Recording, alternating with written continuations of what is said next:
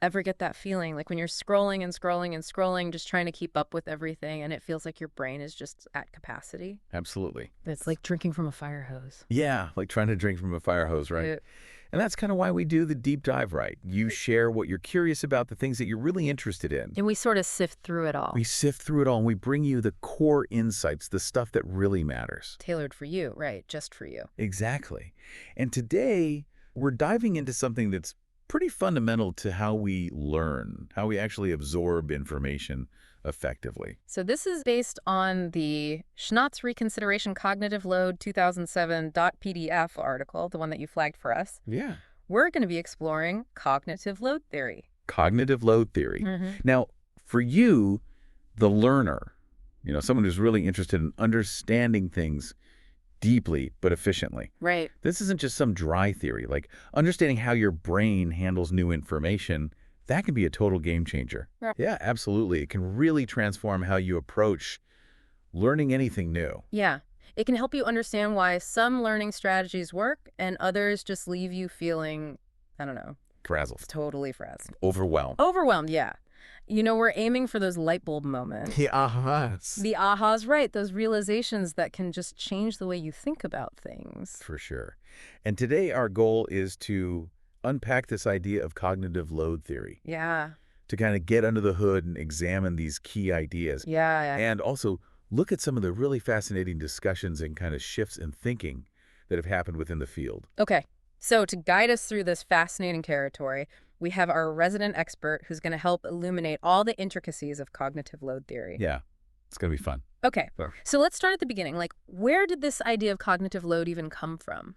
So cognitive load theory, actually, it emerged in the late 1970s. Oh, wow, okay. And it was initially focused on something that seems really straightforward.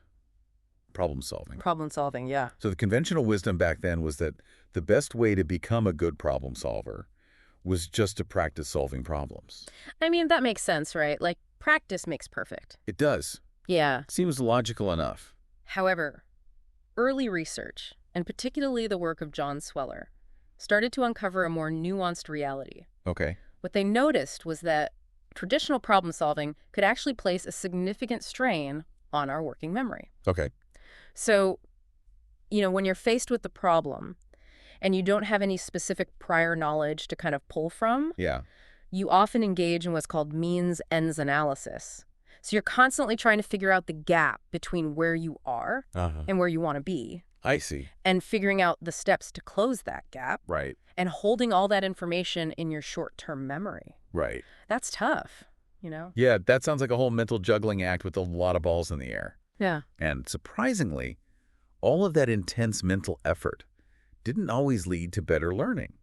So Sweller's early studies showed that this approach could sometimes make it difficult for learners to actually apply what they learned to new problems Right. that were even just slightly different, what we call transfer skills, Right. So here's where it gets interesting. If just like grinding through problems wasn't the most effective way to learn, what was? Well, they started exploring different instructional techniques, Okay. and two key findings emerged, what they call goal-free problems Goal-free problems. and worked-out examples, Worked out examples. Okay. particularly in mathematics. Got it. So with goal-free problems, instead of aiming for a specific answer, students were simply asked to calculate as many values as possible Okay. using the given information. So it reduces that need for that intense back and forth I see. of means-ends analysis. Okay. And with worked-out examples, learners studied the complete step-by-step solutions Oh, interesting. to problems. And the surprising outcome was that students who worked with these goal-free problems or studied worked examples actually became better at tackling new problems later on. Wow. Compared to those who had just spent their time solving those traditional problems. That's so counterintuitive. So by taking like a slightly less direct path. It seems counterintuitive. Yeah, by not focusing solely on getting to the finish line. Right. They actually learned more deeply. Exactly. So the initial interpretation was that traditional problem solving was imposing like a heavy Okay. and often unnecessary burden on working memory, I see. which they later termed extraneous cognitive load. Okay. and that this was getting in the way of real learning. I see, I see. So the goal-free problems, the worked examples, were seen as ways to minimize that extraneous load, Right. allowing learners to concentrate on understanding the underlying principles and relationships within the problem. Got it. So this was the birth of that fundamental idea in cognitive load theory, Yeah. the distinction between intrinsic Okay. and extraneous load. Okay.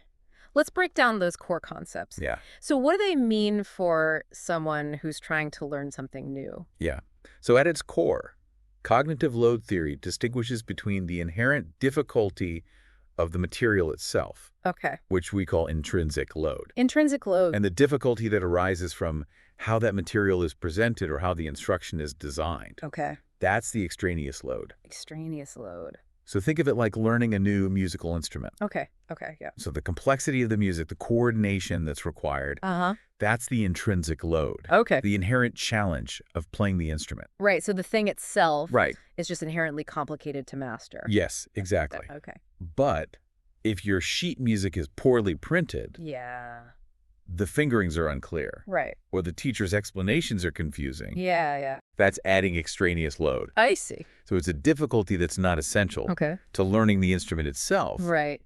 but comes from the way it's being taught. I get it. So we want to get rid of the bad teaching methods, Right. the extraneous stuff, Exactly. so we can better focus on the real challenge Right. of learning the instrument, the intrinsic stuff. Exactly. And research within cognitive load theory has pinpointed specific elements of instructional design Okay. that can introduce unnecessary extraneous load. Okay. Two well-known examples Yes. are the split attention effect and the modality effect. Split attention and modality effect. Yeah. Okay. Tell me more about those. All right. So the split attention effect Yeah. happens when you have multiple pieces of visual information Okay. that you need to connect Okay. to understand something. Oh. But they're presented in a way that forces you to constantly switch your focus back and forth. Right. So imagine trying to learn about the parts of a cell with a diagram on one page Yeah. and the labels and descriptions on another. I've been there. Yep. Right. So your working memory has to work harder Uh-huh. to keep flipping between the two and mentally link the label to the part. Yes. So that split Uh-huh. is adding extraneous load I see. because it's not about understanding the cell itself, Right. but about the inconvenient way Yeah. the information's presented. Yeah, I've definitely been there. Trying to piece together information from different places, it's so frustrating. It is, yeah. And it makes it hard to see the bigger picture. It really does. Yeah. And studies by, Sweller and his colleagues, Okay. Richard Mayer, Uh-huh. have shown that putting those related pieces of information together, Right. so putting the labels directly on the diagram, Okay. significantly reduces that extraneous load Okay. and helps particularly beginners learn more effectively. That makes sense. What about the modality effect? All right, so the modality effect also deals with integrating different pieces of information, Okay. but it focuses on whether that information is presented visually or auditorily. Okay. So the idea is that when you have visual information, Yeah. that needs to be combined with verbal information. Uh-huh. Presenting the verbal information as spoken words rather than written text alongside the visuals Okay. can actually reduce extraneous load. Why would that be? The explanation often relates to Baddeley's model of working memory. Okay. So this model suggests that our brain has separate channels Okay. for processing what we hear and what we see. Uh-huh. So by presenting information in both auditory and visual forms, Yeah. you're engaging both of those channels, Right. effectively increasing the overall capacity of your working memory that's available to process that essential information. So it's about not overloading a single mental pipeline. Yeah, that's a great way to think about it. Okay. Research by Musavi, Tyndall Ford, and others has supported this, showing that people often learn better with diagrams and spoken explanations Oh. compared to diagrams with written text, Right. especially when the topic is complex. So by using both our eyes and our ears, we can process more efficiently. Exactly. Got it. Now, all of this seems to be about getting rid of that bad load. Yeah. But the outline mentions a plot twist, something called germane load. What's that about? Yes. So the concept of germane load, which was introduced kind of in the mid-1990s, Okay. added a really important dimension to the theory. Okay. Researchers like Pottas and Van Marienboer noticed that sometimes instructional methods that seem to increase the overall mental effort actually led to better learning, particularly when it came to applying that knowledge in new situations. Okay. And this led to the idea that there's actually a good kind of cognitive load. A good kind. A good kind. Okay. Germane load. Germane load, okay. Which is specifically dedicated to the process of building these organized knowledge structures. Okay. In our long-term memory. Got it. What we call cognitive schemata. Cognitive schemata. Yeah. And these schemata are actually what make learning more efficient over time. Okay. So if intrinsic load is the inherent difficulty, extraneous load is the difficulty caused by, like, bad teaching or bad design. Right. Then germane load is the mental effort we put into actually understanding and connecting the dots. That's a great way to think about it. Okay. Yeah, so the initial idea was that effective instruction should aim to minimize extraneous load. Right. To free up those mental resources. Okay. And then ideally, those freed up resources should be directed towards increasing germane load. Okay. The effortful thinking. I see. That leads to deeper understanding and development of these crucial schemata. Got it. And the assumption was that building these schemata actually required extra working memory capacity. Okay. That was specifically being used for these learning activities. So we want to avoid the bad load, encourage the good load, all while kind of managing that inherent difficulty. That's it, yeah. Of the subject. It's a balancing act. Yeah, it sounds like a tricky balancing act. It is. But the plot thickens, right? The outline mentions redundancy and expertise reversal. It does indeed. Yeah. So further research has shown that simply like cutting out extraneous load isn't always the best approach. Really? Yeah.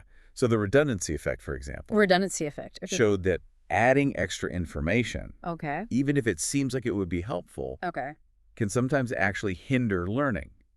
So if you have one piece of information presented clearly in one way, say a visual diagram, and then you add a second piece of information that just repeats the exact same thing in words, the learner ends up unnecessarily processing and trying to integrate this redundant information, which can actually overload working memory. I see. And get in the way of learning. So sometimes less really is more? Yeah. Even if the extra information seems like it's just reinforcing the same point. Exactly. And this connects directly to the even more significant idea of the expertise reversal effect. Expertise reversal effect, So this effect highlights the fact that teaching methods that are really effective for beginners can actually become detrimental for more experienced learners.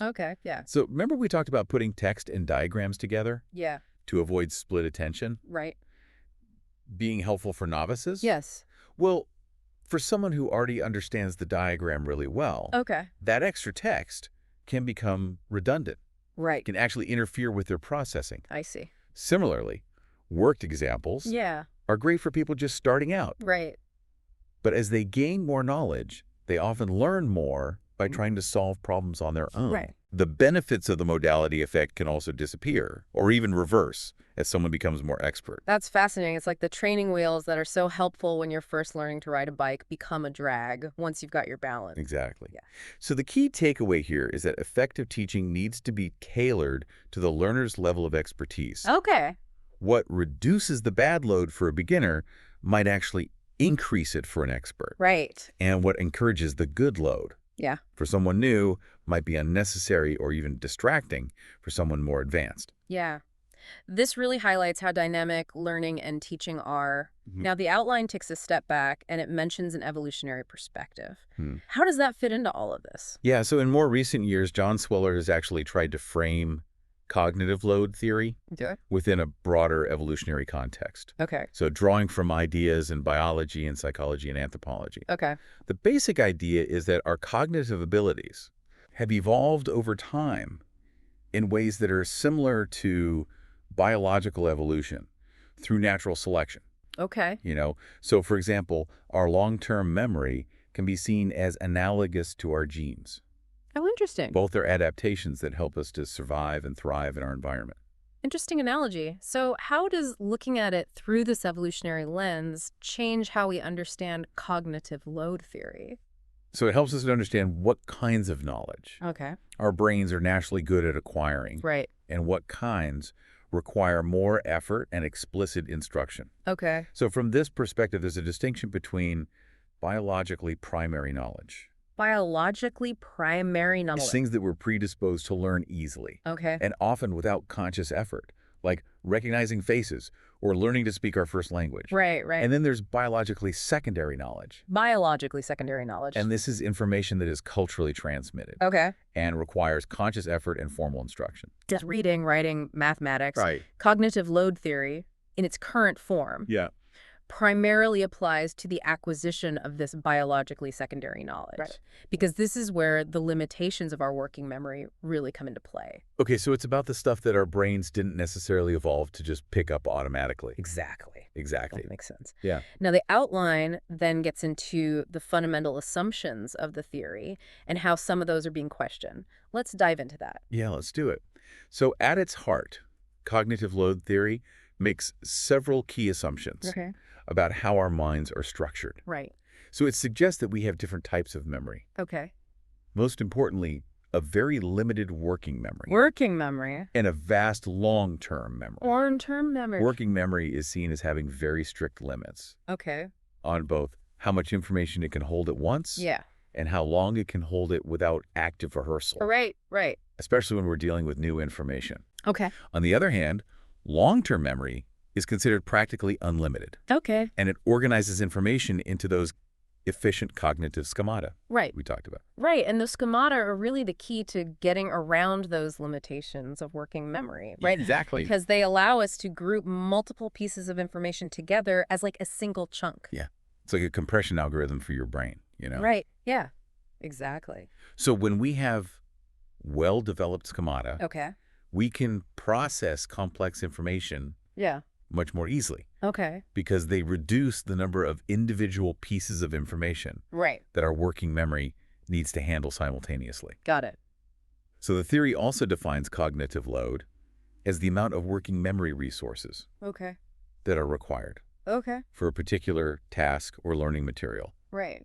and mental effort as the resources that the learner actually invests. And that's okay. And intrinsic load, as we said, is related to how interconnected the elements of the material are. Right. The inherent complexity. Uh-huh. And it's often seen as being fixed for a particular task Yeah. and level of expertise. Okay. That's kind of the traditional view. Right. However, this idea that intrinsic load is completely fixed Uh-huh. is something that's being re-examined. Okay. So Schnotz and Kirschner, Okay. in that article, Uh-huh.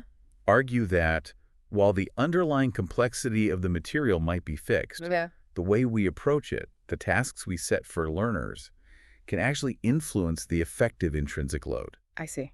Instruction can and should aim to manipulate this by carefully choosing learning activities Okay. that are appropriately matched Right. to what the learner already knows and can do. So it's about finding that Goldilocks zone. Exactly. Not too simple, not too overwhelming. You got it. Yeah. Which brings us to what they call the misalignment problem. Misalignment problem. This is the idea that extraneous load often arises when there's a mismatch between how difficult the learning task is and the learner's current level of knowledge and skills. Okay. So they actually use a conceptual figure. Okay. Figure one, we don't have the visual here, but Right. imagine a graph Yeah. to illustrate this idea of alignment and misalignment. Okay.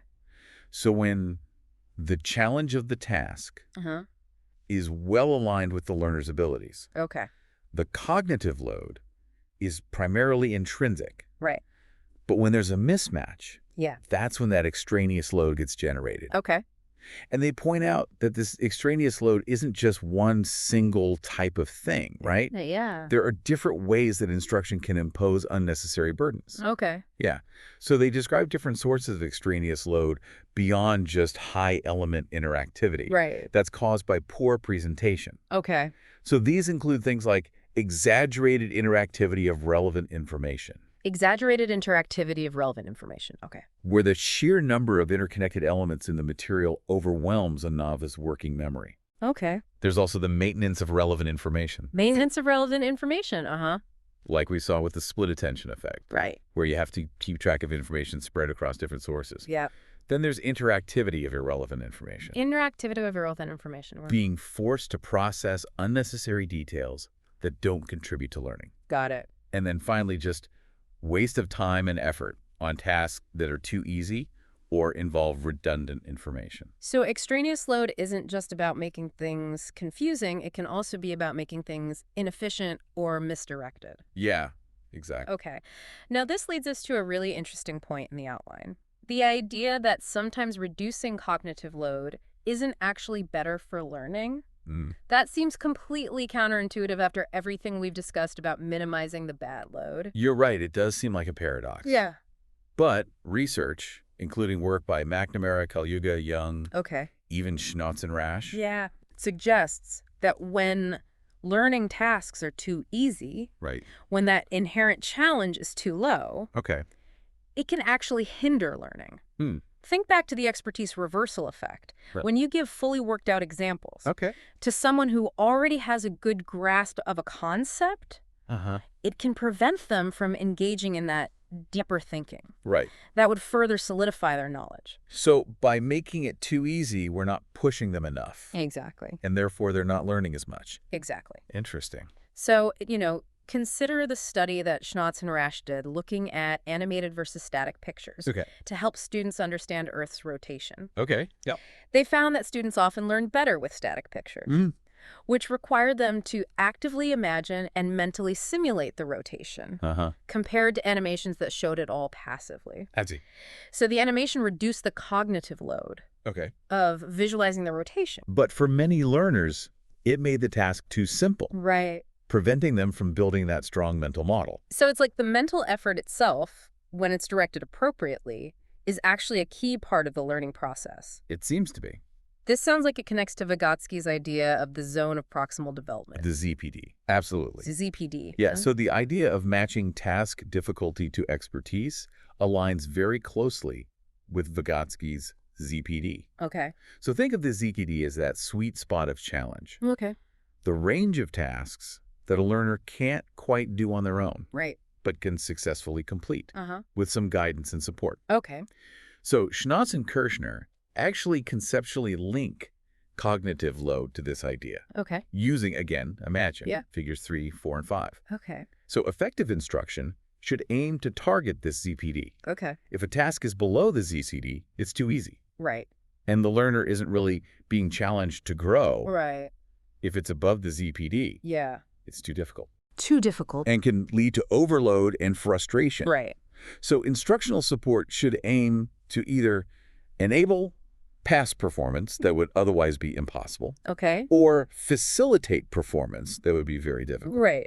But crucially, this assistance needs to keep the task within that optimal zone of proximal development. Okay. So the goal isn't just to make things universally easier, but to provide the right amount of challenge Yeah. and the right kind of support for each individual learner Right. based on where they are in their understanding. Now, the outline brings up a really important distinction.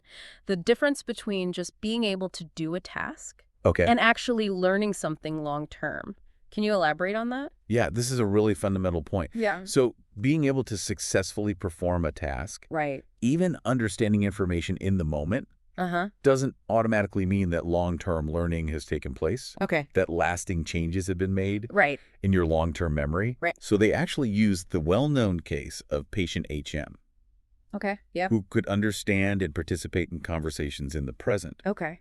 but had severe amnesia Right. and couldn't form new long-term memories, Right. as a powerful example Okay. of understanding without learning. Yeah. That's a really striking example of that difference. He could process and understand in the moment, but that information wasn't sticking. Exactly. Yeah.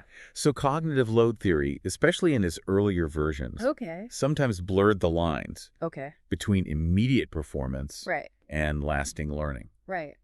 But it's crucial to recognize that intrinsic and extraneous load are primarily related to the mental demands of doing a task Okay.